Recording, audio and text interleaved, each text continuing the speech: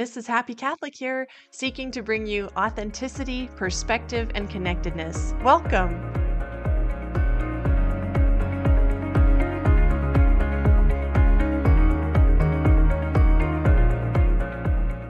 Hello everyone, I'm Mrs. Happy Catholic and welcome to my channel. Today I have my good friend Julianne who's going to share her story of coming out of sedevacantism and some time in the SSPX, and I'm really excited for you to hear her story because it's so cool and we've been waiting to get this story on tape, and now it's time. So we're recording on St. Joan of Arc's feast day, and I know she's praying for us, and so we're in good hands. And so welcome Julianne, thank you so much for taking time to be with us today. Thank you for having me on here. I'm excited. So just a little background. I have 4 kids. I'm going to have number 5 in October. I've been married for almost 10 years. Almost 9 years.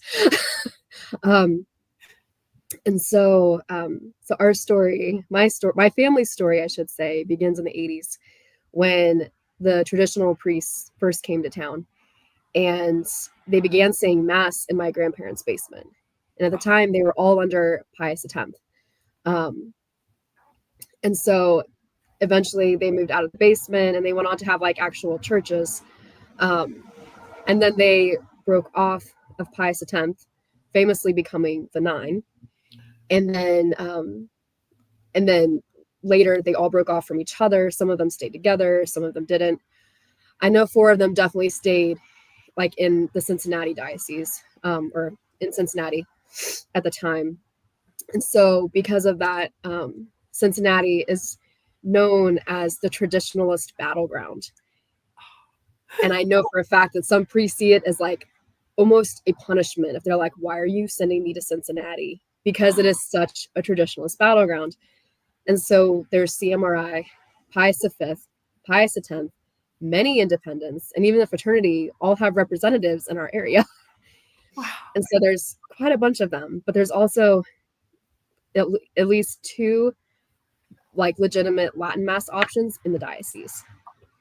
So that is a good thing that we at least have those options. And so I was baptized into Pius V in 1994. And like my generation is like one of the first generations to actually be raised 100% in sedevacantism. And so I know everybody looks at us like, oh, so you're the ones holding true to the faith. But this generation is the one that's actually leaving and going back to the church saying, okay, this wasn't it. This wasn't enough. This wasn't sustaining us. And so I think it's an important difference to point out, because my grandparents had experience in full communion with the church, whereas I never had that. And so when I did finally get it, I couldn't deny it. And so my family drove 2 hours for mass every Sunday to the Pius V location. And eventually they moved a lot closer. And then I started attending the Pius V school in Cincinnati for the second half of first grade, because that's when we moved. And as soon as I was preparing to receive my sacraments of confession and First Holy Communion, I had instant scruples. They began right away. And I remember like my greatest fear was witnessing the end of the world. And so I didn't even go on sleepovers because I was scared that the world might end while I'm not at home, and I would hate for that to happen. Oh my gosh. And so what's a really interesting thing about this is that my parents were very balanced. And whenever like the Y2K went through or any of these big theories went through, my parents were like, this is ridiculous. No, we're not stocking up on food. What saint do you know stocked up on food? All the saints said, trust God, and that's what we're going to do too. Don't worry about it. So like my parents were actually very balanced, but it's that church environment and it's just not balanced, and it's just that mentality that spreads to pretty much everyone. And it does put a fear into kids. Yeah. And so I know that for myself, like I had a really unhealthy fear of God. He seemed unapproachable. He seemed angry. And I was actually just scared of him. I was really good at following the rules, but I think it was more out of fear. It wasn't out of relationship. And I think because when the majority of what you hear at church is about reparation, purgatory, and hell, you begin to paint this image in your mind of who God is. And that's just how it is in your head, especially as a kid. And so I remember during my recesses, I would occasionally go into the church and I would sit in the back and just make a visit. And like deep down, I had this longing to just be loved by God. And, you know, I tried to always put forth that effort because I know like I had that deep longing, but there was still a fear and there was still a distance because the key is that I was sitting in the back. You know, like I would have never just sat in the front, you know. And so when I made my first confession, starting pretty much immediately, I would not go to communion on Sundays if I did not go to confession on Friday, Saturday, or Sunday morning before Mass, because I was convinced that I cannot go more than 48 hours without committing a mortal sin. Like, convinced. And nobody told me this. This is just like, this is what I've now created. You know, this is who God is. This is where I'm at. This is just how it is. And so I never spoke about this to my parents either, because why? I thought this was normal. So I didn't think it was a problem. And I remember too, like just going to confession sometimes as a little kid. And after I say my sins, being asked to analyze them. Like, okay, what was the situation when you didn't listen to your mom? How many times did she call you? And then they would ask me, like, do you think this is a mortal sin or a venial sin? Holy and so cow. you're all having to like reanalyze. And then you end up being that person that's like almost trying to find excuses eventually. Because then you're like, well, maybe, well, you know, I probably didn't mean to do it that way. You know, so you're just already, so whenever I was preparing for confession with the sins listed out, I was also preparing, what am I going to say when they ask me about this one? What am I going to say when they ask me about this one? Jeez. And so it was this whole just mental process. And so I went faithfully to confession every single week because I didn't think I could go longer.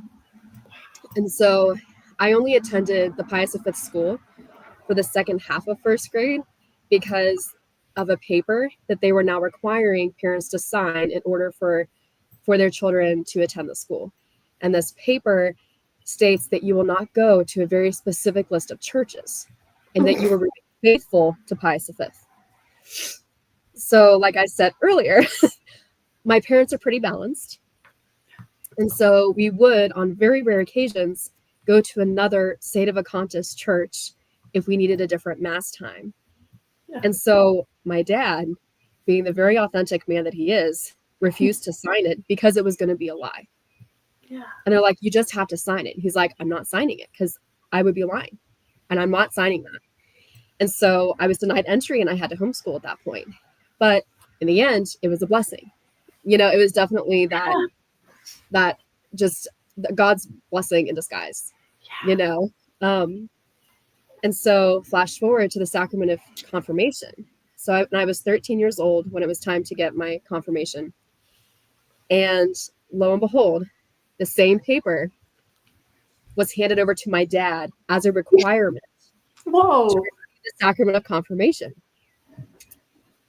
And I remember my dad looked at my mom and he said, I may not be an expert or a canon lawyer, but I know that it's wrong to barter for the sacraments like this. Yeah. You can't do this.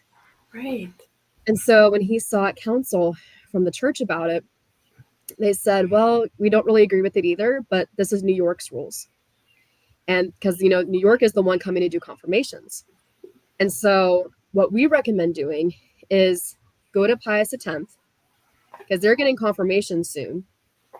Go to Pius X, get confirmed, and come back here. And so that's when my family realized how many people actually did that. And my dad's like, wait, like that's a thing? And he's like, yeah, anybody that has a problem with a paper, they just go to Pius X, get confirmed, and come back. Now, my dad, I said, he's very authentic. He is a tobacco chewing good old boy. And It did not sit right with him at all. And so he decided that if SSPX was good enough for one sacrament, darn it, they were good enough for all 7. And so this was also a step in the right direction, at least, And so I'm glad that my parents stayed true to what they knew to be true. And they didn't just go along with things blindly, because this did lead us at least closer in the right direction, because now we're out of Pius V and we are at Pius X now. And so when I was 19, I met Alex, who would be my future husband, and his family was from Illinois. They started out in the Diocese of Chicago, and then later they found Pius X and eventually Pius V, and were just kind of alternating between the two, and they never went back to the diocese at that point.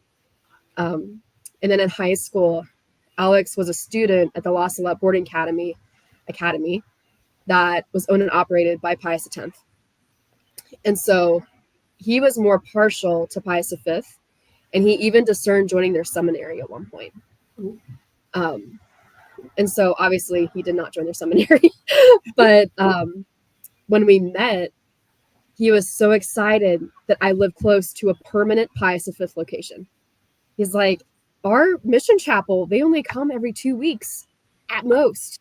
This is great. They're here every week. They're stationed here. This is a permanent location. And me being slightly biased to their rejection of Pius X, I remember telling him I'd be comfortable going there like every now and then, but I don't really want to leave Pius X because Pius V disobeyed them years ago. And so he didn't really care because Pius V was just a partiality thing. So he's like, oh, I'm fine. We can go to Pius X. I definitely don't mind. We'll go there sometimes. And so we got engaged in 2015, and we scheduled our wedding for August 6th of 2016. And when the priest told us that, oh, that's a great date because that's the Feast of the Transfiguration, I didn't know what that meant. Because I could have told you all the fasting rules if there were any, but everybody assumes that when you're raised in tradition that you are also very thoroughly educated on everything. But I was only educated on the rules and standards of behavior. And I could read the fruits of the Holy Spirit to you. I could tell you this, but I could not actually define what any of these things meant. I could ramble them off, but as far as understanding the meaning, I couldn't do it. And so during our marriage classes, the priest told us that since we lived over an hour away, that we would be able to go to our local Novus Ordo church to just make a visit, as long as A, it was a traditional looking church, and B, Mass was not going on. And so at this point, without even realizing it, I was spiritually starving for 21 years at this point. And I leaped at the opportunity because something was missing. And I was just like, well, this is great because this will be an opportunity to actually go to church and say some prayers that I don't get to do because we live over an hour away. Yeah. And so on my way to work one morning, I stopped by our local parish, and it was about 6:45, and they had the doors unlocked because Mass was going to start at 7:30. And I thought, perfect, I'll go in before Mass starts, and I'll leave before it even starts. And so as 7:30 came closer, people were very slowly trickling in for the daily Mass. And the first woman comes in, she taps my shoulders, and she whispers, "Good morning." And at first I'm like, oh, she's talking in church. But then there was this little, if you can imagine your heart enclosed in ice, there's just this slight crack. And I was like, oh, that was really nice of her to do that. And then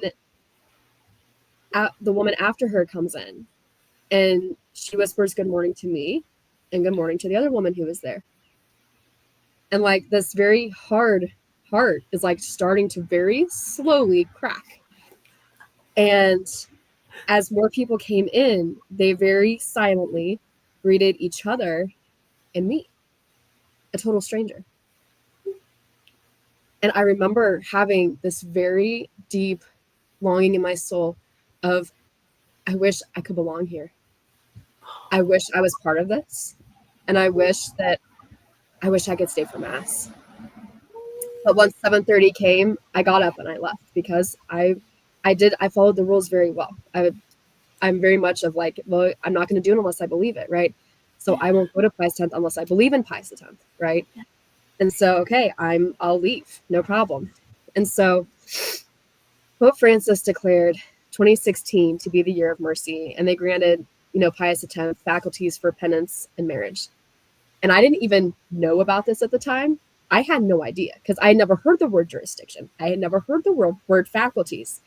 And so now I am greatly appreciative of this because I didn't realize what an act of mercy that was for people like me who were sitting in the pews and didn't know what we were missing. And so I know that like the graces we were suddenly receiving through our confessions is ultimately what helped continue to melt my heart a little bit. And I didn't even know it. And so it is also a gift that when we did come into the church, we had a valid marriage, because that would have been quite the process to go through. I had a friend who got married the year before us, and they came into the church and they had to go through a convalidation process. And when they got married through Pius X, they had to sign a paper that said, we believe Pius X has supplied jurisdiction. And so then when they were going through the process to be convalidated, they had to fill out this huge form basically saying, we trusted the people who married us and we really thought they had jurisdiction. Oh. Like they had no idea because we don't know these things. We weren't educated on this stuff. We just trust whoever is in charge. And so shortly after we had our first baby in 2017, I began asking my husband the questions that I had always been scared to ask, because you always have to put on a face. It's bad to question and it's bad to have doubts. You don't do it. People don't have doubts and people don't have questions in traditionalism. You're a bad Catholic if you have doubts and if you have questions. And so my questions were like, why is God so angry? Why did he even make us knowing that we would fail? It seemed like he doesn't even care. And we were always told not to read the Bible. And so because of this, they said it was because we would misinterpret it. And so we weren't allowed to read it without a priest. And I soon realized shortly after this that the Bible holds the truth of who God is. And Alex never actually agreed with the whole no reading the Bible rule. Even during his time at La Salette and everywhere else, like he never agreed with that rule because technically he was in the diocese very early on as a child. And so I remember as I'm asking him these questions, he's like getting a big grin on his face. I'm like, why is he smiling? And he just goes, hang on. And so he goes over and he picks up a Bible, because every traditional Catholic owns a Bible. We just never read it, but it is always somewhere in the house. We just never read it. So he goes over, finds our Bible, dusts it off, and he opens it and he began reading Genesis. And as Father Mike Schmitz always says, you can read Genesis in an angry voice, or you can read it with the voice of a loving father. And you'll get two very different interpretations.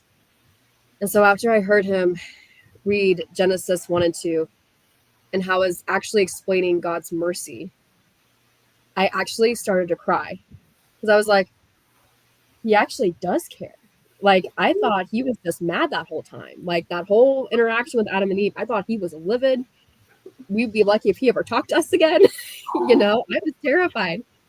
And so shortly after this moment of being fed like just this little inch of truth, I discovered an online ministry called Blessed is She. And it's an online ministry for women, Catholic women. And every Tuesday on Facebook, they would host a Teachable Tuesday. And they would read and discuss a certain part of the Bible. And it was only about 15 minutes. And this ended up becoming my favorite part of the week. And I would sit down and I would just listen to it, because I learned a lot about God. And I also got to witness what a true relationship with God looks like. Mm-hmm. How they prayed with scripture, how they just had this authentic relationship with him. It wasn't just a manuscript Right. or contractual for them. It is 100% relational. And so my husband saw my excitement and he ordered me a Blessed is She journaling Bible. And so that's been my favorite Bible since. And even though they were in the diocese, I was definitely inspired by their faith. And so the summer of 2018, I found out we were expecting our second child. And honestly, at this point, life was going great because we're going to Pius X. I'm reading the Bible and it's so happy. And now we're expecting our second baby. And then Alex had to go and ruin it one day when he said, so, you know how there's so many traditionalist groups here in Cincinnati? And they're all slightly different from one another. But there's only one truth. So who has it? I very quickly said, the SSPX has it. Obviously. Yes. And he's like, but what if they don't have the truth? What if another group has it? Like another traditional Catholic group? I think I'm going to research it. Oh. And I thought, oh, no, he used the R word. Nope, we do not research. Research is bad. Research equals Protestantism. You don't research. So I just said, well, how about you just ask our priest? He'd be able to give you all the information. And he's like, well, I have priest friends in all these groups. Because like I said, my husband was discerning joining a seminary. Yeah. He's like, I have priest friends in all the groups. I'll just text each of them and ask me to send me their information about how they got started and why they're right. Yeah. So I'll get it from a priest, but I'll just have them, each send me their own thing. And so I was like, well, but still, I think our SSPX priest could tell you everything you need to know. And he's like, well, I think I'd rather get it straight from these groups. Don't you want to make sure you have the truth? I said, I do. It's the SSPX. And he goes, well, great. Then you have nothing to fear. Oh, what a Twinkie. He said, we'll just confirm the truth. Oh, man. And I did not like that answer. And so I prayed very hard. Lord, let him research properly so that we can stay at SSPX. And so he received all these books and documents from each of these priests. And he very faithfully researched everything. And he had like his own little shrine going on as he researched. And so one day he calls me over to his little shrine of research. He says, so the one thing that all these groups do is reference Vatican II. So I pulled up the documents for Vatican II. And I think they're taking it completely out of context. Like it's saying ABC, but it's not. It's saying the right stuff. So in my head, I thought, I knew it. And here we go. Goodbye, church. Hello, Protestantism. Oh my gosh. I knew this was going to happen. And so I said, no, that's not the case. They definitely changed things that they were not allowed to change. And he goes, that's what I thought. But they didn't. And so he continues to explain how the consecrations of the priests actually are valid, and even the masses are too. And in the councils, they even explain, we have changed nothing that messes with the words of validity of ordination. We just changed the stuff around it. And I just remember in my head, I thought, Lord, you know what I'm going to do? I'm just going to change the subject and pray for this man because there's no way, right? Because that would literally mean my whole life is a lie, right? This whole time, like there's just no way, right? And this is what happens when we research. And this is what our priest warned us about. This is why we don't research.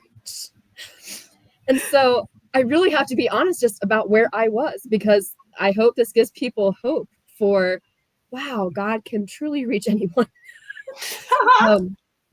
So flash forward a couple of months and it's All Saints Day of 2018. And we couldn't make it to our Pius X chapel. So I started looking up mass times for the other sedevacantists locations in the area because we had plenty of options to choose from here. And my husband says, so, isn't there a fraternity of St. Peter nearby? I said, well, yeah, but they're not valid. We can't go there. We can't go there. And he very gently says, honey, my research is saying it's totally fine to go there. And their priests are valid. I tell you what, at the first clown sighting, we're out of there. I'll lead the way. We won't stay. If there's a clown, we are out. So very reluctantly, I agreed. Very reluctantly. And then I cried the entire drive. Oh. I thought, and I told him, I said, I am betraying my upbringing. Oh. I am betraying the Society of St. Pius X. I am letting down my ancestors. Because remember, like, these traditional priests started in my grandparents' basement. I am third generation. Like, I would be abandoning everything.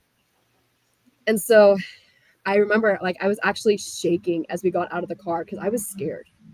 Like, I was terrified because, again, bring back that image of God. He's angry. I'm not safe with him. And so if I make this mistake, this will be huge. This will give me a lot of purgatory time if this actually is not valid, you know? And so as we were walking up to the church, it felt as we were approaching the gates of hell. Because I'm like, this is not valid. Like, this is an abomination. Like, that we can't go here, you know, like, just terrified. And so my husband opens the door and we walk in and my breath was taken away.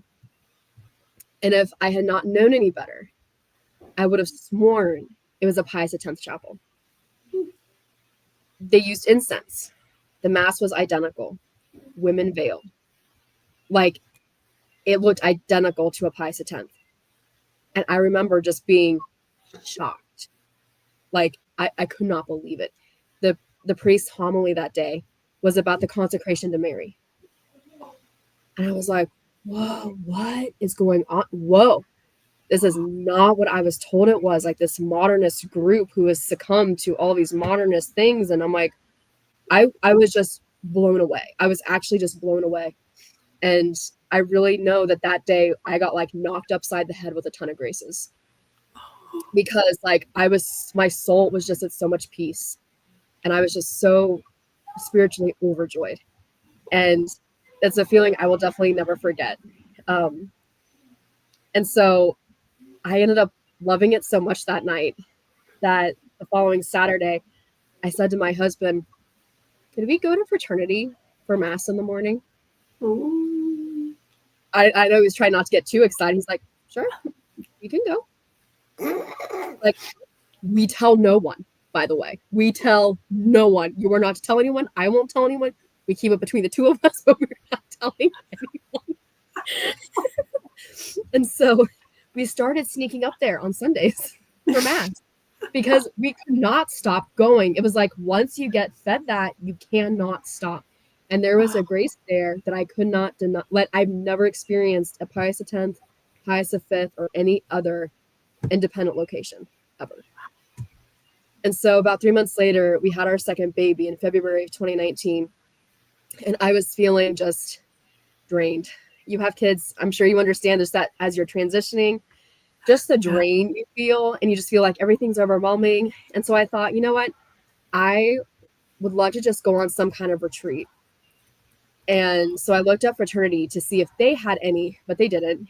And so I looked into the retreats with Pius X, and I was told that it would be incredibly rude of me to bring a baby, even though she was a very quiet newborn who would just be nursing the whole time.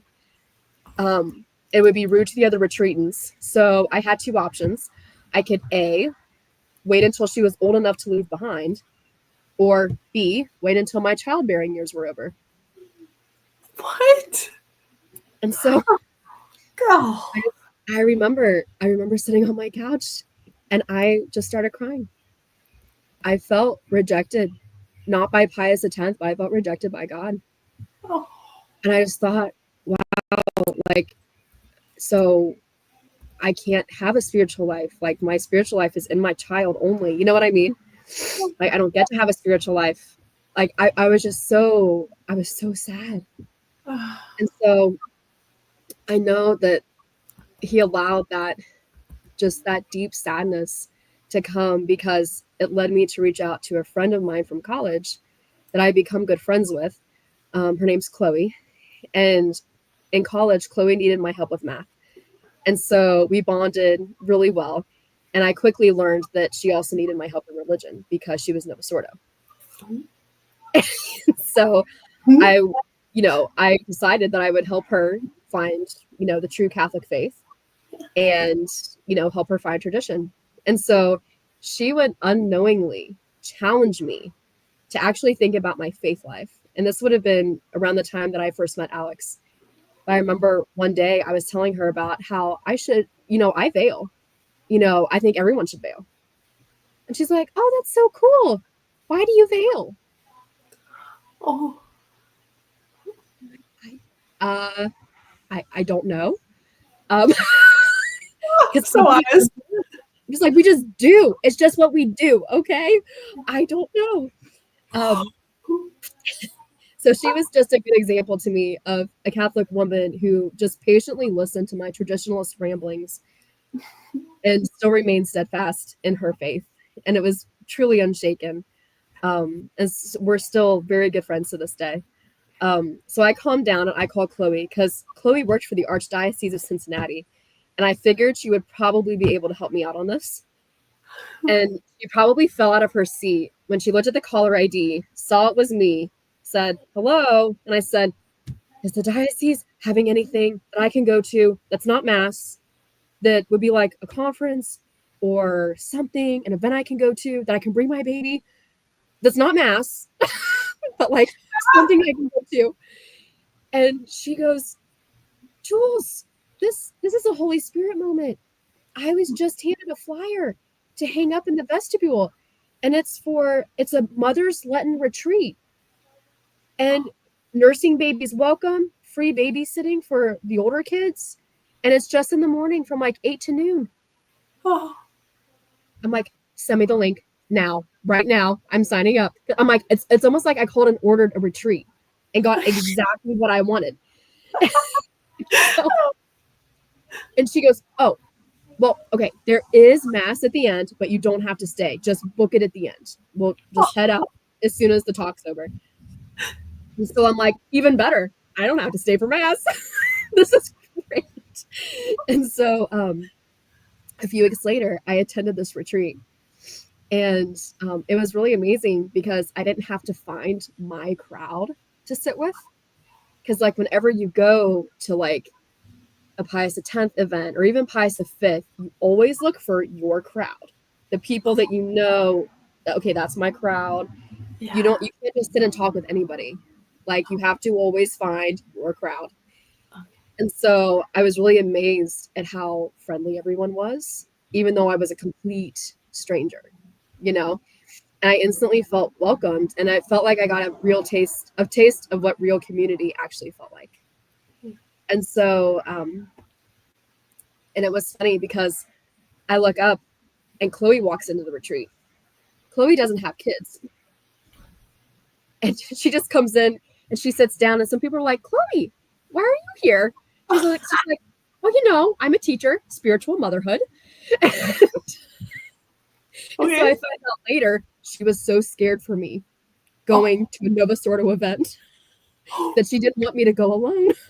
Oh, that's so sweet. That I wouldn't have to go alone. And so, after the last talk is over, I texted Alex and said, "Hey, it's wrapping up now. I'm going to head out in a little bit before mass starts." And he goes, "You know how my research said that the consecration is, they say it properly, like they don't say for all, they say for many. Would you mind just staying for mass just to observe? Because I'm just curious what they say during the consecration. And you'd be able to settle this debate right now if you stayed and just listened." And I was like, this day was going so well until he told me and asked me to stay for mass. And so he's like, you don't even have to participate. Just sit in the back, and just observe. That's all you have to do. And so I'm like, all right, fine, I'll go. Just don't expect me to be happy about it, but I'll go. And so as I approached this little chapel, that familiar grace from the first time we went to fraternity, like, flooded again. And so I picked a seat along the very back wall, just this brown chair. I just sat in this brown chair. And I suddenly found myself like wanting to be there. Ooh. And as Mass started, I even began praying, please let this be valid. Please, like, let him say for many. Don't let him say for all. Please let him say for many. Please just let this be valid, because this would be a game changer. Like, this would flip everything on its head. That would mean the Eucharistic adoration chapels had a valid Eucharist. This would literally flip everything on its head. We would have so many more resources. It would literally be their game changer. Like, please, can you just let this be valid? Yeah. And so as the priest said the consecration, he said, which will be poured out for you and for many for the forgiveness of sins. And I remember I started to get tears in my eyes because I suddenly felt this overwhelming presence of Jesus, fully present, body, blood, soul, and divinity. And I couldn't deny it. I'm like, this is him. This is Jesus. Like, I cannot deny this now. Like, this is him. And so when Mass was over, I ran to my car like Mary Magdalene did from the tomb to spread the good news. I'm like, I called Alex and I said, this is our game changer. It was valid. He said for many. And like Alex even commented, he's like, dang, he's like, I've never seen you this happy before. And I'm like, this is our game changer. Like, this could change everything. Like, this is the key piece here. If this is Jesus, this is a key component to this. And so a few weeks later, it was Divine Mercy Sunday. And since most of the traditional groups besides Fraternity and Institute don't recognize the Divine Mercy apparition, it was our first time experiencing Divine Mercy Sunday. And so our normally very peaceful newborn and toddler were both off their hinges at the 8 a.m. Mass at Fraternity of St. Peter. Like, I had never seen them this way before. I'm like, what is going on? And so we gather our bags, move to the vestibule, because it's this huge old church where everything echoes. So we moved to the vestibule, but it was still so loud that I'm like, we can't even make it back here. Like, it is just too loud. Like, we don't have a choice. We cannot stay. And so we just surrender ourselves to the car, put them in their car seats, and just start driving. So now all three of us are crying because, well, I say all three as in me and the two kids, not me and my husband. No, just me and the two kids are bawling our eyes out. And so my husband, I just love how calm he is, because he just says, so, I know it's tough today, but we still have a Sunday obligation. How far is St. Gertrude? When St. Gertrude is the church that my friend Chloe goes to. And it's the Novus Ordo Catholic Church. And I'm like, I don't know, but we can't go there. And he's driving, and he's very perplexed because he's like, you just attended a Novus Ordo Mass a few weeks ago. And remember you said it was valid? Like, you were so overjoyed, like you were walking on cloud 9. Like, why wouldn't you want to go to this? And I said, because it could have been a fluke. That was one priest, one time. And besides, that was a Saturday. Today's Sunday. And if it's going to be invalid, it's going to count against us because it's Sunday. Oh, no. And he just chuckles and he just pulls up his maps. And turns out we were going to be there exactly in time for the 9:30 Mass. And so very similarly to my first time going to Fraternity of St. Peter, I also cried all the way to St. Gertrude because I was like, oh, this is really bad. Like, this is worse than Holy Family, because at least in Holy Family, it's a Latin Mass. But this bad boy, oh my gosh. Like, if you tell anyone, you can't tell anyone. Oh my gosh. Like, my ancestors are rolling in their graves right now. I am letting down everybody. And so it didn't help that as we're driving, it is downpouring the whole drive. And so it just felt like this really sad movie. I'm just crying, like, I'm letting everyone down. It's pouring rain. And so it was kind of ironic because as we're driving closer to the church, you can see like the steeple and the church. It stops raining and the sun starts to come out. The only thing that was missing were angels going, ah. It was just ironic timing. And so once again, before we got out of the car, I said, if there's a clown, we'll leave, right? He's like, yes, if there's a clown, we will leave. It's okay. We will leave if there's a clown. And so when we walked into this beautiful church, we were shocked to see all the young families that were there, because we were expecting it to be more of a retirement community. But the church was packed with these young families. And we were always told that they hate the Novus Ordo Mass. And so we were really shocked to see how many young families were there with a bunch of kids. And we were like, whoa, this is crazy. This is so cool though. And they also had this joy that I've never witnessed at any other parish. Like they were really just happy to be there. And they were just, just so happy, And so as Mass began, the grace again is just like overwhelming. Wow. And like I could not stop smiling. And this is a Dominican parish. And they also have like the first year seminarians at their parish as well.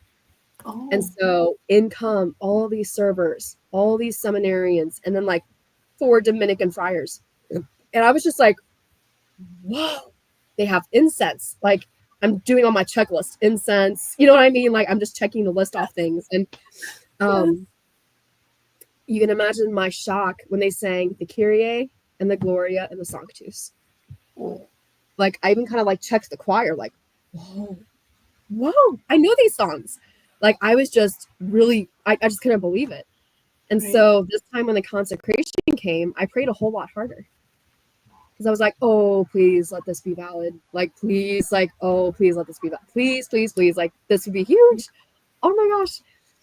And so as Father prayed the correct words, again, that overwhelming grace, that overwhelming presence of Jesus was just there. And it was like, yeah, you can't deny this. Like he is here. This is his church. And like I was so happy and so relieved that when the exchange of peace came, I happily exchanged peace with everybody. I'm like, peace be with you, peace be with you, peace be with you. Because normally I would just be sitting there like, not acknowledging, But I was just so happy. I'm just like, peace be with you, peace be with you. It was just great. And so it was definitely life-changing, because again, this would mean like the adoration chapels are valid. Like the church, like just everything's valid now. And now the church is not this little group right here in Cincinnati and every 2 weeks out in St. Louis. And here it's not these little dire groups. Like the church is huge. The church is flourishing. And so even though I've had all these experiences though, God still had a lot of work to do, because I continued to fight it. And so I made a profession of faith in January of 2020 at the Fraternity of St. Peter. And I told my husband, I know we need to join the church, but I cannot in good conscience attend a Novus Ordo parish full time. Not while we have Fraternity of St. Peter nearby. If we ever lost fraternity, then I would. But I can't in good conscience attend that full time until I have no choice. And so that's the stubborn soul, like even after all of this, like I was still holding on to this baggage, the Latin Mass. Nope, I'm holding on to it. And I'm still rejecting the Novus Ordo. And I remember I even Googled stories of traditionalists who have left for the Novus Ordo. And all I found were things that came up like how I was saved from my Novus Ordo parish because I found tradition. I could not find anything about people who had actually left tradition. And so I'm really glad for these resources now, like Trad Recovery, for people like me that are out there Googling, just looking for something to hold on to, because you feel crazy. I felt crazy. I'm like, we're crazy. Why would we ever do this? I never heard of anybody leaving tradition for the Novus Ordo. I've never heard of it. And so even though I insisted we be parishioners of Fraternity of St. Peter, we were still secretly going to St. Gertrude, the Dominican parish, at least 50% of the time. But I could justify it since the rest of the time was a fraternity and we were registered at the Fraternity of St. Peter. So if somebody said, where do you go to church? I say, Fraternity of St. Peter, because that's where we're registered. And so I'm just saying, praise God for my my very patient husband, because he always said, like, I never want to force you. I will never force you. That's a traditionalist thing to do. I will never force you to just go somewhere you're not comfortable. Like, obviously, fraternity is fine to go to, but like, I would prefer going to St. Gertrude, but I would never force you to go there unless you were comfortable with it. Like, I want you to have an authentic desire, you know? And so when Pope Francis put out his letter that accompanied the Traditionis Custodes, I remember in 2022, I was reading it, and one thing stood out to me that said basically how, you know, Pope John Paul II and Pope Benedict XVI made this allowance for the Latin Mass to be used to unite the liturgical differences, but instead it was exploited, and all it did was widen the gaps. And then he went on to say how all it does was encourage disagreements that injure the church and block her path and then expose her to the peril of division. And I was like, oh, that hits hard, you know? And then later on, he said, to doubt the council is to doubt the Holy Spirit himself who guides the church. And I was just, wow. And, you know, after like reflecting on that and just talking with my husband, I realized that I was guilty of using the traditional Latin Mass as a method of protest against the church and against the Novus Ordo. And I realized that I trusted the church, but only if it was the traditional Latin Mass. So it had to be on my terms. So really, I was trusting the traditional Latin Mass. I wasn't trusting Jesus or the church. And so then I realized that, because at this time, everybody's talking about, we're going to lose our Latin Mass. And, you know, and then people are deciding, do we go to Pius X? Do we go Eastern Rite? Everybody's making decisions at this point. Yeah. And I was thinking about it, and I thought, I can either wait and be forced. I can either wait and be forced to obey the church if they shut down Fraternity of St. Peter, or I could just freely choose to listen and go now and let go of this.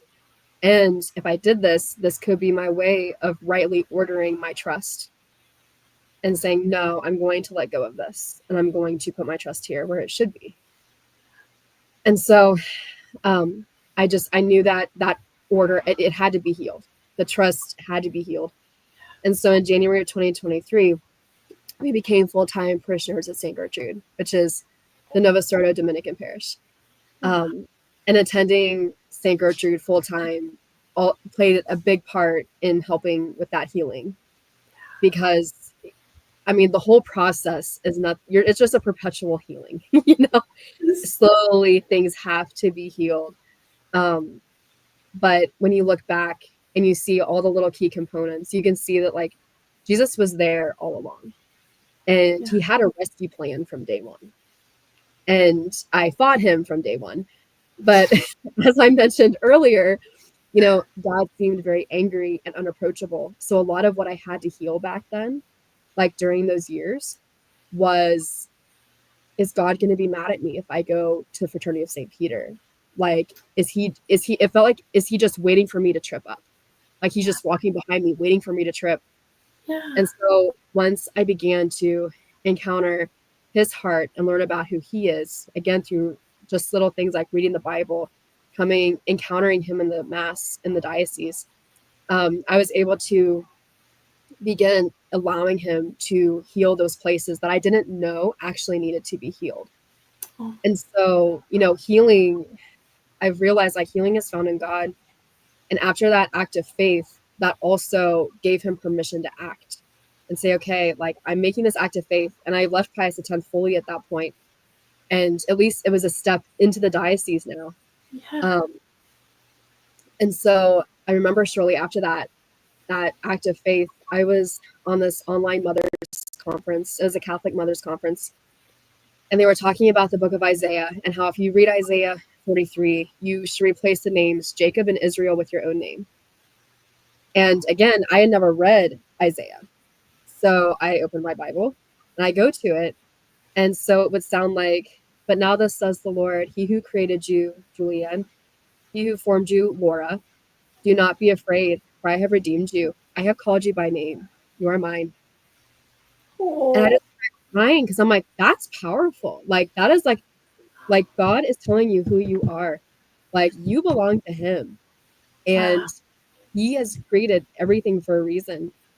And slowly I was slowly realizing that this image of God that I had in my childhood wasn't even a reality. And I had painted this false image. But the truth is that he does know me. And like he does desire me. I don't have to prove to him necessarily that I don't there's nothing I have to do to earn his love. I don't have to prove that I need his love. Like he loves me and that's just how it is. And so, and I remember growing up, that was always made fun of, like, oh, God loves you. Go to the Novus Ordo. They always say, God loves you. And I'm like, but that's a truth. That is a spiritual truth. Like that is true. Because if God doesn't love you, why does this all even matter? You know, but that is a truth. And that is something that people need to hear. And so, you know, but for me, when I left tradition, I carried over that baggage, which is, you know, that false image of God. And when I carried that over, I held on to that for a very long time. And I don't think people realize how carrying over that baggage can pour into the rest of your life. Because for me, it poured into my marriage. Because then I'm looking at my husband like, well, what are you doing? Have you done ABC? Are you checking off your checklist as a husband? Da da da da da da. Because I don't want him to have spiritual repercussions. And then it pours into motherhood, because then I'm like, well, you know, I have these insane standards because these are standards that I hold myself to as a traditional Catholic. And I'm talking like insane standards. And I'm feeling like I have to almost like parent them the way I think Jesus is parenting me. And so I'm watching everything like, well, no, don't do this and don't do this and don't do this. There's like the devil's under every stone. And yes. But again, like not even realizing this, but this is what happens like when you carry over that baggage with you. Yeah. And so you may have left, but you're still holding on to the baggage. Right. And so just realizing like Jesus wants you to put your baggage down. And that baggage could look like scruples. It could look like painting a false image of God. It could look like selfishness. It could look like fear. I mean, there's so many examples of what that baggage could look like. And so if your hands are full of baggage, how are you going to embrace God? You know, how are you going to embrace what he wants to give you, right? And so, you know, in Matthew, it talks about how, you know, come to me all who are weary and I will give you, and are carrying heavy burdens, and I will give you rest. Take my yoke upon you and learn from me, for I am gentle and humble of heart, and you will find rest for your souls. For my yoke is easy and my burden is light. And so God asks us to set down this baggage that we're carrying, and these burdens and these pieces of baggage, they aren't even yours or mine to carry. And the enemy knows this, which is why he burdened us with them. He gave it to us, like to carry, like, here, you got to carry this. And, you know, but God sees that struggle. And I feel like that's how he starts to reach people, really anybody. But in this context, people in tradition, he just starts to reach out like, hey, let me take this from you. And like, even when he gets you out, you're still like holding on to this. And he's just like, trust me, like, just let me take it from you. Because like, I know you're weary. You can't carry this. Like, you can't hold on to this. Like, trying to start this new life, you're trying to start new, and you can't because you're still holding on to this. And so I know for people like me, like if you've experienced traditionalism, you're taught that you have to carry these burdens front and center and just deal with it because it's going to cut off purgatory time. But Jesus wants you to literally hand it over. And that's why, like, St. Teresa of Lisieux was declared a doctor of the church, because of her little way. And her theory was basically, well, God made me so little and weak, so it's his fault I'm little and weak, so he's just going to have to carry me all the way to heaven, and he won't have any other choice. And so, Jesus desires to be the hero in all of our stories. And, and he already saved us one time. And so he has no problem continuing to come in and rescue us. And so all we are called to is just focus on love, because, God is love. And how can you love God and your neighbor today? And those two greatest commandments were never talked about. I did not know about the two greatest commandments, being love of God and love of neighbor, and how everything else falls under that. I did not know that until I started reading the Bible. And again, that flips your whole perspective on life, because you realize that God was able to heal the Old Testament ways, and he freed them from living by the rules so that they could focus on love. They would have the freedom to love as Jesus loved. And so the byproduct of focusing on love is following the rules. That's just the byproduct. But your focus is no longer the rules. And so I feel like, just like the Old Testament, we are not living for the rules anymore once we leave traditionalism.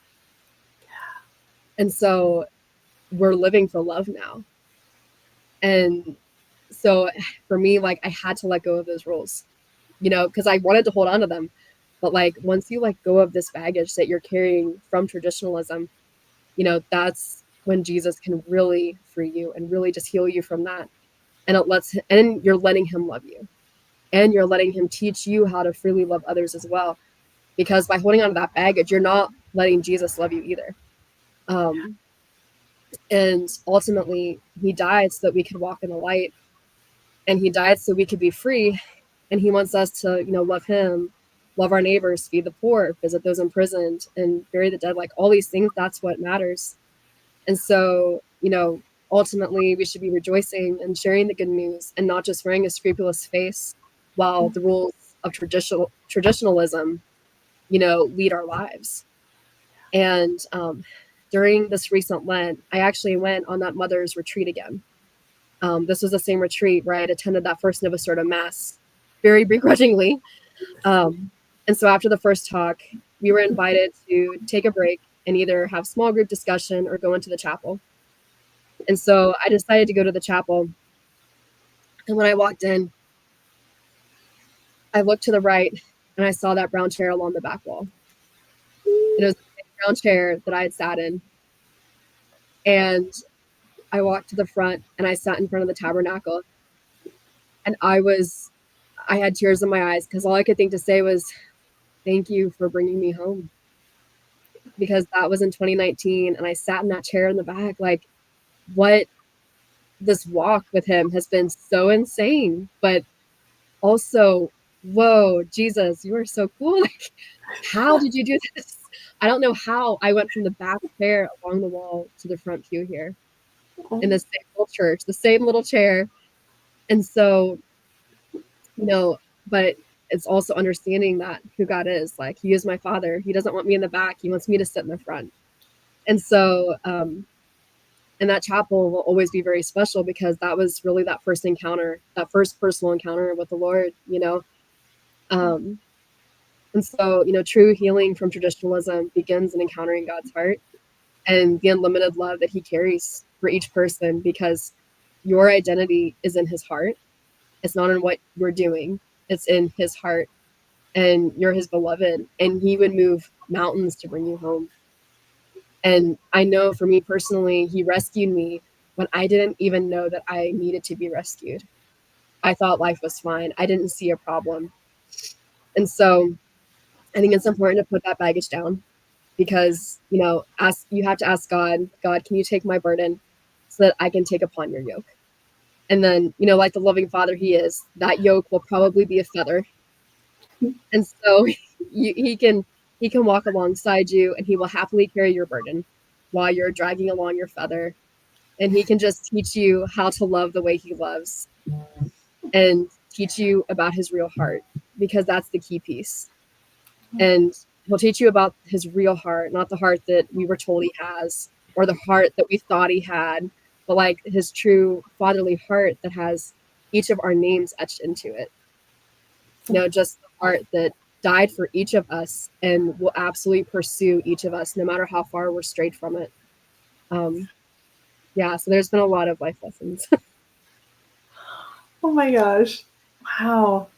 It was just delightful to watch you tell that in so well. You related everything and just wove it together. But I remember when you first told me your story on the phone, and I just thought, wow, this is special. Like, Julianne is special. Your story is really touching. And it's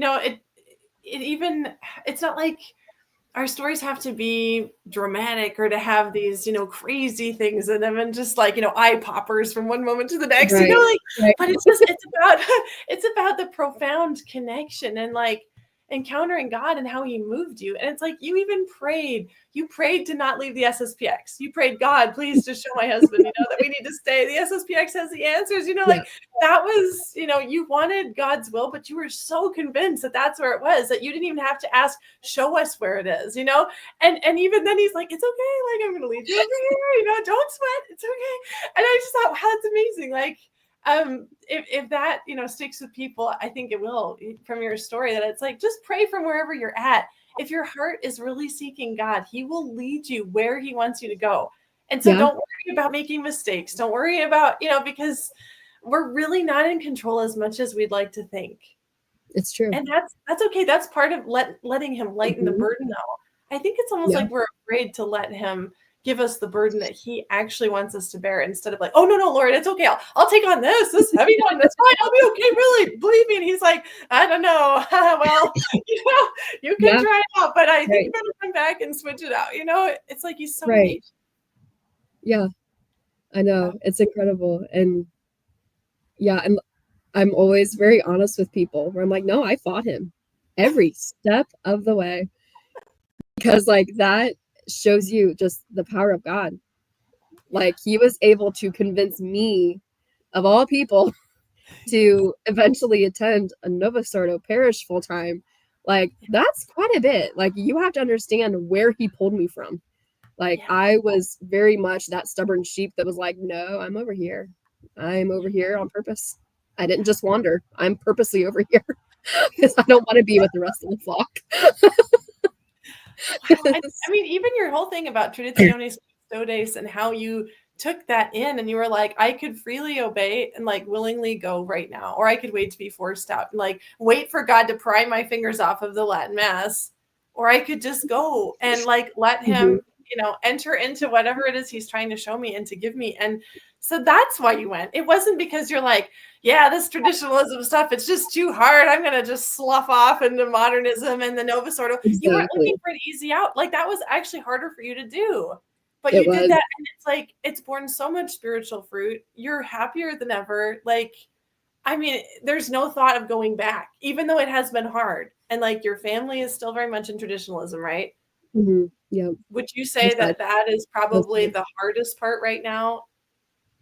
It's the hardest part. I wish that, I do wish that one day we can all just share a pew again, and just have that unity. But it was definitely the hardest, because I've had people comment that, like, you gave up the good fight. You just caved. And why did you give up the fight? And I'm like, leaving Pius X especially was the hardest decision we have ever made, because we were not just giving up Pius X, we were giving up our reputation.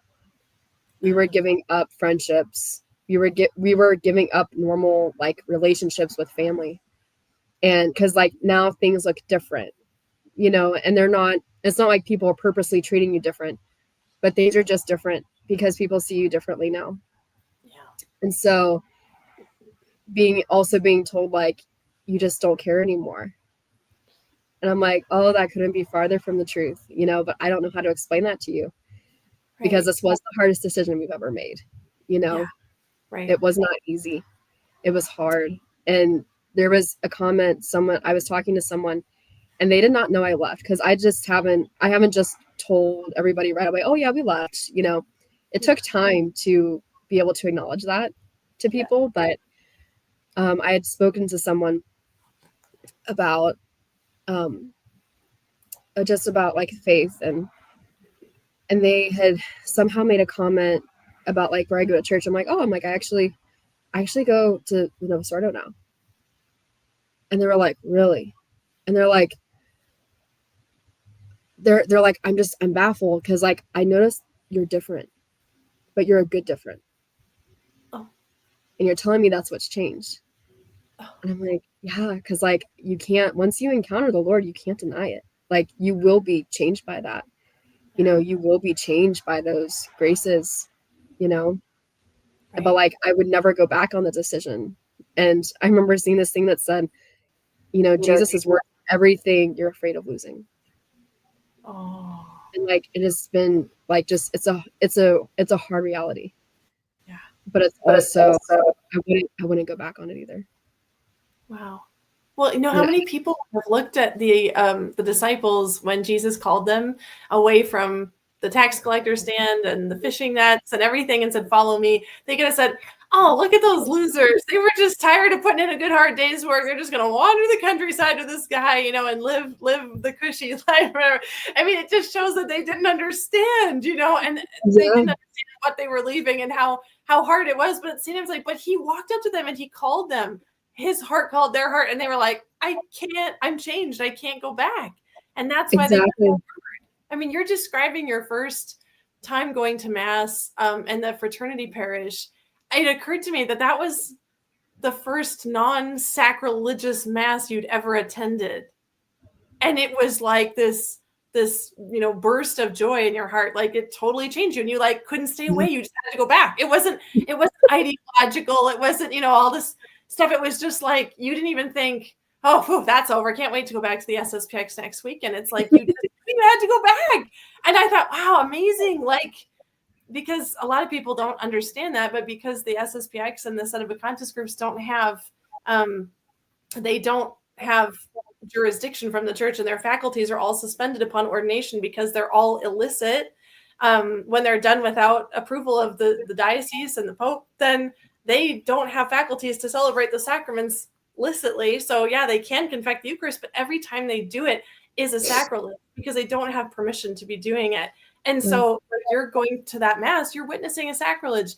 It's Mass, but it's like they say the Novus Ordo is an abomination, but to do that to the Mass every single time, your whole priesthood maybe, like talk about an abomination. And then the people that communicate at those Masses are participating in the sacrilege. They're there trying to do what they believe is so right, but they're just running into this wall. It's like they're trying to get to God, and here they are like being prevented and not even understanding. It's such a terrible deception to people. It's such a deprivation, you know, but even then he wants them, and he is still trying to lead them and guide them home. If they want to find him, they will find him. Yeah, it's true. And I think he allows that unrest because I think a lot of people have an unrest. They just won't admit it. But there is an unrest. And I'm like, I had that. But there was this unrest, like something was missing. Oh. And I couldn't tell you what it was. I would never admit it out loud.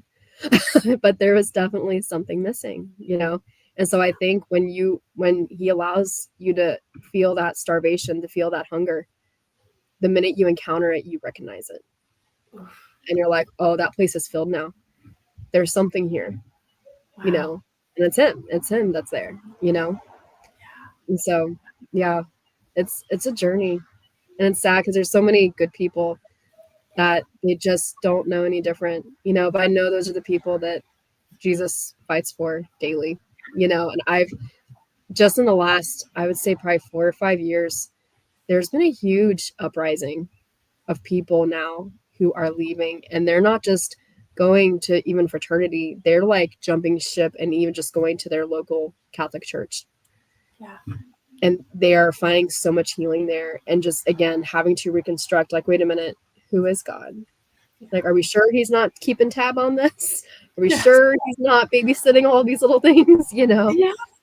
Right. It's interesting. It's so beautiful. What you said about not saying certain things, you know, in traditionalism, like You mentioned that a couple times now, like, well, this was going on in my head or in my heart, but I didn't say anything. Or of course I wouldn't say anything, and it's like, there's a lot of things you don't say in traditionalism, right? Yep. It's true. It's so true. Yeah. Yep. Because you'll be seen as a bad Catholic, or, just everybody will just stare at you like, wow, how dare you doubt your faith? But like, it's even when you're in the capitalized Catholic Church, you're going to have doubts and you're going to have questions, but those are just invitations from the Lord saying, I want to help you understand this more. Yeah.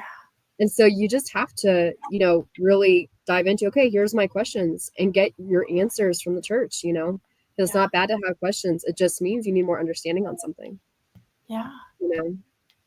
Right. So yeah, it's a process, and healing just doesn't happen overnight. I feel like we want it to be A, B, C. It's very transactional. Yeah. And one of the things I was shocked by coming into the diocese was how many gray areas there are. Because everything in tradition is black and white. Everything. And if you're kind of confused on something, you go to the priest and you ask him what to do, and he tells you what to do. Oh, yeah. Yeah. Where's discernment and your own personal relationship with the Holy Spirit? And yeah. Exactly. And that's actually something that was very hard for me. Because I struggle with scrupulosity anyway. But I remember telling my husband, I'm like, I want black and white. I want somebody to just tell me what to do, tell me what's right, tell me what's wrong, tell me where to go for mass. Yes. And it's just because that's what I was raised with. And so I was very comfortable with that. Yeah. Yeah, that security that we all long for, to know that we're on the sure path, and but in a way it can be an abdication of responsibility. Because then it's like, well, I just kind of put that over on the priest or whatever. And he told me this. So and it's like, I'm sorry, when you stand before God, you don't just get to shunt everything off onto your priest. Because it's like, well, you had a brain and you had the internet and you had all these things. And you had other people you could ask, and like, when were you praying about this? When were you asking God to show you, Yes. And that's something we can't hide from, not at the end anyway, but right. But we learn, we go along and we encounter God. And like you were saying so beautifully about reading Isaiah and putting your own name in that place. And that made me think of this podcast I was just watching where the lady was talking about reading Genesis, but instead of saying, and then God did this, say love. And then love said, let us make man in our image. And you're like, oh, wow. Like that is really transformative to read that, because that's totally what it is. I mean, the power of creation comes from the power of his love. Like that is what keeps everything in existence. And whether we like it or not, even the souls of the damned, they're kept in existence because of the love of God. They are removed from it as much as possible because that's their choice, but they live knowing that they wouldn't exist if God's love stopped for them. Right. So it's just like, you can't escape it. And another thing you talked about that I thought was interesting about proving yourself worthy of God's love or of being redeemed, or and I thought, okay, so I'm going through this sacred healing masterclass that Sonia Corbett does. She's a Catholic convert, and she's studied healing for years, and so she has this whole great series that I'm going through. And one of the things she just talked about was identity in Christ, and she said we have this order, like the proper order is being, having, and doing. You are in Christ because you are his chosen, you are his beloved, his created, and that is your identity. And you have what you have comes from that, what is given to you from that. And then you act out of that reality and understanding. So it's like the law comes last, if you will, because you know who you are. And so you act and you move forward from that. But the temptation in the garden, she said, inverted it. So the devil said, if you do this, you will have knowledge, you will be like God. Okay. So I was like, oh, I never thought of it like that before. Amazing. So that was his temptation, was to invert it. Do first, then you will have, then you will be. And so we think, I will prove it. I will earn this. I will show you what I am. And then maybe I can be something. Maybe I can be somebody, God, but that's impossible. So out of the gate, you're set for despair because you're trying something that can't happen. It doesn't work that way. And God would love to just sit you down and show you what you already are to him and what you have from that. And then say, now what do you want to do about it? And that would just it blows our minds, especially from traditionalism's perspective, because that traditionalism doesn't always often properly emphasize that. It's very focused on the doing, and then you will have salvation, and then you will be with God. Yes, it inverts that. Oh, Yeah, I love how she worded that because it's true. wow. Like, yeah, and so like if you're going, because like you're kind of putting then your salvation on yourself in a way, and so you're like, okay, it's all about what I do. So you focus on that first. Yeah. That way I can be with God. But if you're relying on your own human actions to save you, you will never be saved because you're human and you will fail. So, just again, like having that, like, no, God says that I belong to him. Like, I belong to him and he's going to fight for me, like you can't, there's a lot of power from this is my core. This is the root of who I am. I can achieve all of these things now. Now I can do. Because this is literally the electricity to my lamp, like this is what keeps me going, Right. But if you reverse it, it's going to crumble, Yes. Right. So and I love what you said about being the sheep, like the stubborn sheep, like I'm over here because I want to be over here because I'm staying away from the rest of you guys. You're like, I never heard that before. It was so funny. And it's like, isn't that just how we are sometimes? And even then the good shepherd's like, okay, I get it that you're having your contrary fit, but I still know what's good for you. And I care about you so much. I'll come to you wherever you are, wherever you take yourself off to, and I'll find you and I'll bring you home and it'll be okay. Yeah.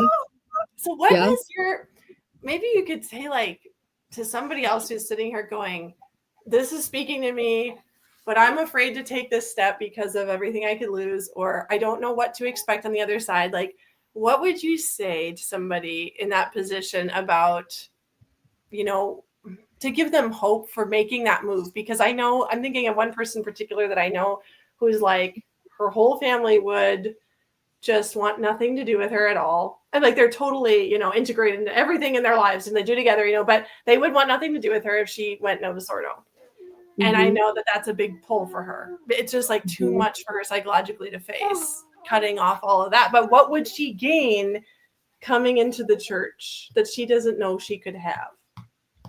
It's a very loaded question. But for me, that did hold me back a lot. Because like I wanted to switch deep down, but it took a couple of years. And I was just having test conversations with people. When I say test conversations, it's just like, yeah, I recently did some reading.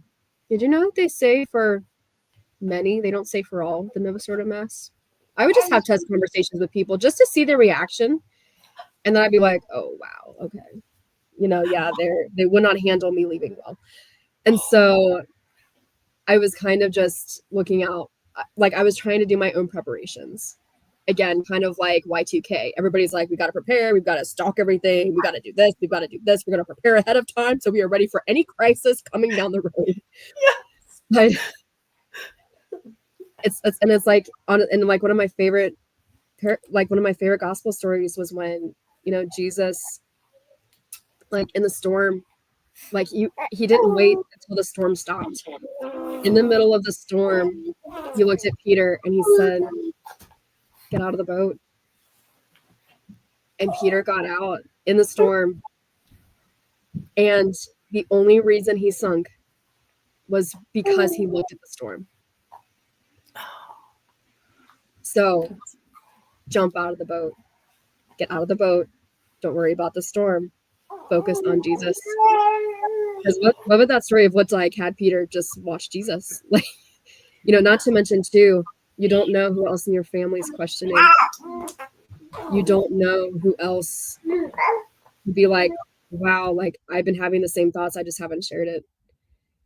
But seeing you take that step, that also gives them an opportunity to maybe one day attend sacraments at your church. For maybe you're getting married at that Novus Ordo church, or maybe you're going to have a child get baptized at that Novus Ordo church. That also brings them there begrudgingly, but I was begrudgingly in those churches too. And again, those graces are still there. And so, just keep that gospel in mind, that the storm, like getting out of the boat during the storm, that's when it counts. That's always when it counts. But that's also when Jesus is so focused on you. And I know for me it was very hard, and it was not easy. I won't pretend it was easy, but there's a lot of days where I would just cry, just, oh, that hurts. And like to this day there's things that hurt. And like, for example, like my daughter just received first communion, and my family came for first communion, which was so, like, I super appreciate. And like I go down to Pius X for like their baptisms and all their stuff. Like I just go and attend, but the way they do first communion is the first communicant sits in the family pew, and then our whole family pew would go get communion together with our first communicant, and they would just do one pew at a time, and it was just very special. And I see all of these pews walking up, and they're all kneeling down at the rails with their families. And I've got a big family, but when we went up, it was just me and my husband and our kids.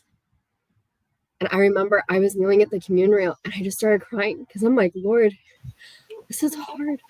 I was expecting this to be healed, but wow. But I felt that hug on my heart of just God saying, it's okay. Like, I know you're hurting, but like, I'm hurting too. Like, I want them, like, I want everybody to be united here. Yeah. Just keep trusting. And now your daughter's receiving first communion. Like, this is like, our family has had so many spiritual gifts that have come from just being in full communion with the church. Yeah. So I'm not going to pretend that it's easy, but I would never go back on any of our decisions. I would never. You're not alone. You're not the only one. You're not the only one. There are plenty of us out there. And once you start sharing your story, you'll realize how many other people are secretly, or how many people are considering leaving that might say yes because they witnessed you get out during the storm, and they witnessed your faith in God, and not your faith in the people. Because if your faith is based on the people around you, it's not going to stand, but it gets strengthened. It gets strengthened. Oh, that is so cool. Awesome. Mm-hmm. Yeah, what a great parallel, that story. And maybe St. Peter, maybe it was permitted that he look down and start to sink, because that was such an important lesson for us to all be able to see. And so he was permitted to be the one that showed us that. Yes. Yeah. Because obviously, he became the first pope and a great saint. Right. And our Lord said that he prayed for him that his faith would not fail. So it's like, so his faith didn't fail, even though he didn't do everything perfectly. Right. It was like, it just shows forth the glory of God even more. So it's like, let God show his glory in your life, let him just take you and amaze you, because you will be the first to be amazed. And all those who see you and see your life pointing to him, just like that friend that met you and was like, you're better than ever. But this is the thing that's changed. Like, oh my gosh, I'm going to have to go too on that. Like, what an amazing thing to. Right. Yeah. I think you have to remember, like, you see how many times Peter failed, just like throughout the whole gospel. He's the only one that they ever call out, that poor man. But ultimately, like, God does not put a limit on the amount of times you fail and the amount of times he wants to restore you back to that full health, Right. And so he is very patient, and he's not this view of tradition. He's not the way that traditionalism paints him, to where, oh, you've only got a couple chances. I remember hearing in sermons at Pius V, I heard in 2 different sermons from 2 different priests that there is a limit on God's mercy, which terrified me. I was terrified because, like, I thought I heard it wrong the first time. I told my fiance, Alex, we were engaged at the time. I told him about it, and he was like, you heard that wrong. And I'm like, I don't know. I don't think I did. So then when we went to a different mass at Pius V, it was a different priest, same sermon. And he was like, oh, what? And so, like, but I know a lot of people still have this in their head of like, there is a limit to God's mercy. I only have a few chances with him, but no, like, he always wants to restore you. And so, like, you might face your family and see, okay, they're going to reject me if I do this, but you can't put them on God. because God's not like that. You know, he is very patient. He really just wants your good. And so I really believe, like, when you can just step out of the boat and just trust him, it's just giving him the power. It's just unlimited, you know. I think Mother Angelica talked about that. She said her greatest fear was when she died, she would be standing at her judgment and God would say, Angelica, here's what you could have done had you just trusted me. Oh my gosh. Wow. Well, she was a great example of trust. I've told people stories about her, and just like as an example, like, it's okay, just trust. Look at what God can do, you know, because those are like those crazy saint stories where they're like, oh, we're all out of bread, but I'm not worried about it. I'm just going to go in the chapel and pray. And then somebody shows up with, you know, baskets and baskets of bread for everybody to eat. And they're like, see, I told you God was going to provide. Like, it's nothing. Like, it's, you know, and the rest of us were like, you know, my faith isn't even the size of a mustard seed. I can't find it. It's so small. Like, oh my gosh. Oh. I know. That's why you we know, and need each other anybody is, too. yeah, and honestly, like, I mean, you've got my number, and you know you can hand out your number to anyone. If anybody ever wants to reach out, they can. I'm happy to talk with anybody.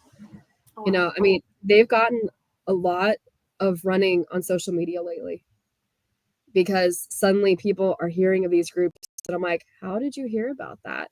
Like who told you? Like, honestly, like, in a way, like, I kind of see that parallel when Adam and Eve realized we're naked. God's like, who told you were naked? And so now I've witnessed people where they're just like, now all these things like that never used to bother them about the church suddenly bother them. And it's like, oh, who told you needed to be bothered about that? You know, because like, and I hate seeing some of these schismatic groups put the burdens on people in the church and then make them feel guilty because they're like, man, maybe I'm not a good Catholic. Maybe I shouldn't be here. Maybe this is bad. Maybe this is Freemasonry. And they start to second guess even where they're at. And then they go to these groups where they're offered a false sense of security, a false sense of love. Yeah. And so it's hard.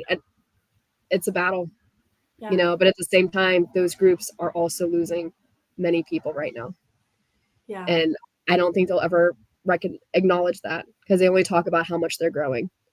Yeah. But I think that's why it's also important for people who are actually raised in it, or at least have part of their childhood in it, or even, I mean, any experience with it is important. But you have to be able to tell these people, no, I was raised here. Yeah. It's not what you think it is. Yes, it's going to look good on the outside, but no, it is not what you think it is. It is not this perfect haven. It's not this perfect little island of paradise, you know? Yes. And I've heard people say, well, you know, basically, you know, like if there's a big boat and it's like rocking and on a storm and it looks like it's about to capsize, would you rather be on the boat or would you rather be on the land waiting for the storm to end and then you get back on the boat? Oh. And I said, well, considering Jesus is on the boat, I think I'd rather be where Jesus is. You know, if Jesus is on the boat, I'd rather be on the boat. You know, regardless if there's a storm, regardless of the situation, regardless of the circumstances. You know, I would rather be on the boat if Jesus is there guiding it, you know? Amen. Yeah, when they talk about the bark of Peter, they never say, or the land of the waiting, the safety net of the dock. You know, it's like there's no dock. I'm sorry, it's the ocean and the bark of Peter, and you're either in the ocean or you're on the boat. It's weird how we make this stuff up, though. It's like even some things that you said that you were exposed to or taught in your growing up that aren't even Catholic, that were never Catholic doctrine. They're inventing stuff. Like traditionalism is the new religion. Yes. It totally is under the guise of all that is old and stand by, you know, like they have enough of that to fool people. But when you dig down, it's new. Just like Lefebvre's, you know, misunderstanding of sacramental intention, which is why he said that many Novus Ordo masses were not valid and stuff. It's like that actually was an error that was condemned multiple times by the church, which he must not have known. But anyway, he fell right into it and he was teaching it and they still teach it. And it's like, this is new. This is a new bad idea that isn't Catholic. It never was. Like you're trying to add to the faith. You're trying to add these things and then say you're the most traditional to hide it.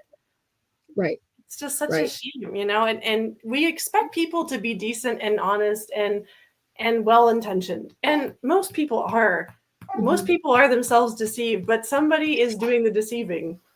I'm sorry, it does happen, you know, and so we still have to be wise in our ways. And the research, if, like you said, if you were in the right, you had nothing to fear.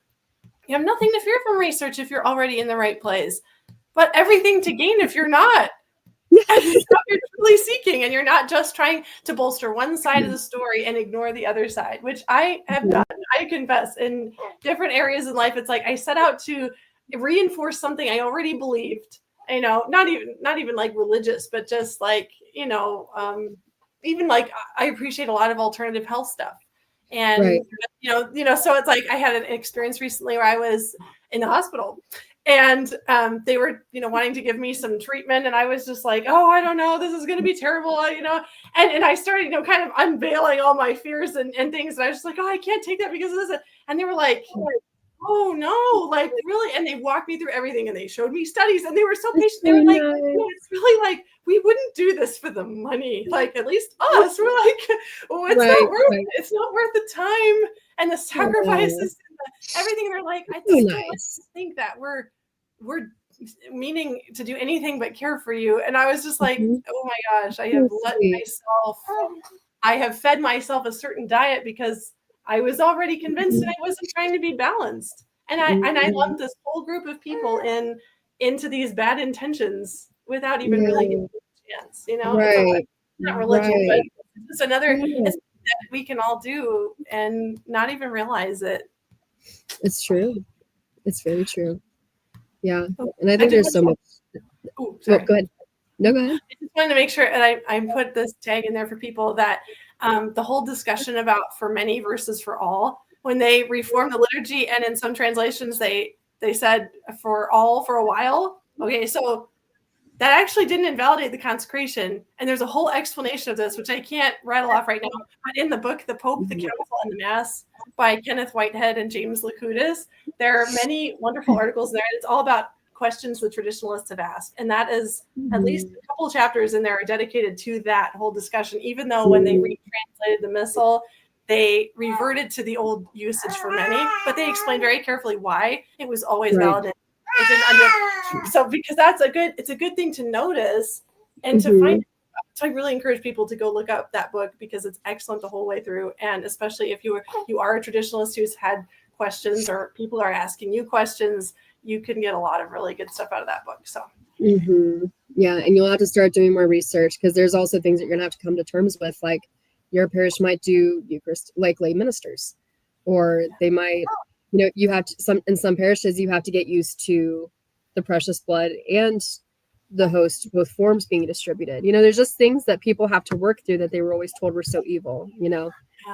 It's really cool. Like once you actually start looking into this, you're like, oh, that's not a modernist thing to do, or oh, we have done this before, or you know, when you just like realize those truths and you're like, whoa, I didn't know this. Like you feel lied to, that you would like to think that you were not purposely lied to, you know what I mean? But you kind of feel lied to a little bit. Yeah, but it's good because you can shed that fear. You're coming out into the light and you're like, oh wow, I don't have to get, you know, my hackles up every time I hear or see this, or I'm not misunderstanding anymore. I'm allowing myself to be educated, but I'm looking for the answers, you know, instead of just sitting there saying, I must be fed everything I need to know and I better not ask any questions, because that doesn't really serve the faithful. They're really unequipped, and then, you know, they're completely dependent on the clergy and hoping that clergy has been properly formed. I mean, that's a big thing to delegate to someone and hope that in this fallen world that everything is just going to be in order and take care of you. It doesn't always work that way. Not even in traditionalism. Sorry. Exactly. Yeah. But you were taught to only rely on the priest and to not seek actual answers and to do actual research. You're always encouraged, like, no, just go talk to the priest. Just go talk to the priest, you know, on everything. As a life coach, just every little thing, you know. What a burden for them. I mean, it's impossible to bear. Like, no wonder they burn out so quickly. Yeah, exactly. Because they have so many people that they have to life coach and be a therapist for and be a spiritual counselor for and just all these things, you know. I don't know how a lot of them do it, honestly. No. Like that's a lot to shoulder. Right. That was a lot to shoulder. I would Well, lose my mind. After getting to share all these things from your story and having spent some time preparing for this video and stuff, like, are there any closing thoughts or experiences that you would want to share before we say goodbye to our viewers? So for people that are leaving, a lot of people are going to argue that, well, you were not raised in the Novus Ordo. We saw the changes. You didn't see the changes. And sure, you can argue implementation, but one of the best things that like has just been a good meditation point for me, but also in talking to other people that are like, very threatened by the fact that I've left, is that if you had, let's say, Pius X, CMRI, or Pius V, take any one of their priests, have them say a Novus Ordo Mass, I promise you it will be one of the most reverent Novus Ordo Masses you've ever seen. Because generally speaking, those priests are very reverent. Now, when Vatican II happened, all of these priests were traditional Latin Mass priests. And you're telling me overnight, they just started celebrating the Mass irreverently because of the changes. That doesn't make sense. Like, unless they were already irreverently celebrating these Masses before the changes. And if you look up some of the Masses prior to the changes, they were Latin Masses and they were very irreverent. Like, sure, they were following rubrics, but they were very sloppy about it. And so it's like, just let logic fit in there for a minute. And Vatican II, it came in as a spotlight and as an existing problem in the church, in my opinion. And I think the problem was a lack of catechesis. It was people going about the motion without knowing why. And so they were just mindlessly going through it. And so when Vatican II came in, again, a lot of people left because their faith was in the motions. Not all of them knew why they were there. And not all the priests' hearts were in it, which is why they continued to be sloppy. And when all the rubrics were no longer strict, the problem isn't a strict rubric. The problem is a priest who's irreverently celebrating a Mass, regardless if there's a rubric or not. Because, like, wouldn't you rather have a priest celebrate a Novus Ordo Mass reverently where there are less restrictions and guidelines than a priest who's being forced to just like celebrate it because of the rubrics? Because everybody says like the rubrics are what control the priest. I'm like, I'd rather have a priest with self-control, and I would rather have them celebrate it not because they're forced to reverently, but because they have the heart of a good priest and they want to celebrate it reverently. And so Vatican II didn't just cause these problems. Vatican II came in as a spotlight and said, here's a problem in the church right now. And this test will show you where the problem actually is. Like, people just didn't suddenly stop believing. People didn't suddenly just lose their faith. Like, if these changes cause you to lose your faith, I would argue that you didn't have it to begin with. As harsh as that sounds, because how many saints have been put into prison and are like, this is the happiest I've ever been. And like, they're not with the church. They're not going to the Latin Mass every day. But like, your faith cannot be taken from you when you really possess it, And so you look at the people that have actually stayed in the church. And like, I'm not arguing it wasn't hard, because I'm sure it was, especially if you're seeing all these abuses going on. But they also banked on the fact that not everybody was catechized. And so they didn't know what was allowed, what wasn't, what could they push back on, what can't they push back on. So that's why a lot of them just left. Or a lot of them went along with abuses that weren't part of the liturgy, There was a very small crowd that were able to keep their head down and just stay faithful, to stay the course, Very few people. So yeah, just don't let people scare you away from Vatican II. Understand Vatican II. Take the time to look into it, It's not the big Bible. Thank you so much, Julianne, for all those reflections. Were just great, and I'm gonna be thinking about those. And I would just invite all our viewers to pray for Julianne and her family, and for the how she participates in our trad recovery apostolate too, because she's she's started the first in-person trad recovery group that we've had and that meets locally, and we're hoping many more will grow, but she was the brave one that launched that. So God bless Julianne. Thank you so much, and you and your family, for being a light to everyone and for sharing your story so bravely, because it really is a big deal to do that, and I know it's going to bless a lot of people. I hope so. I hope so. I'm praying for everybody that listens to it, and I'm hoping it serves good. And awesome. All right. Well, God bless you. Thank you so much, Julianne. Yep. Thanks, Laura.